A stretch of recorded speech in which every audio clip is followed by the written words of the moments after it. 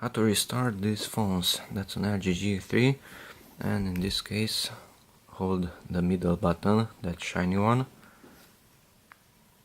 press and hold, and we have power off and restart. So tap on restart and OK to restart it. Okay, so the LG G3 is being restarted. Now here's a Samsung J5, and this one has a button here on the side, so press that one. Now press and hold it.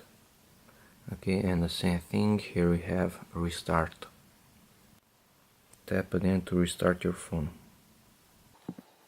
This one is already starting up. That one is shutting down and is starting up now. That one finished, and that's finished also. You have to enter the number for your SIM card, and that's it.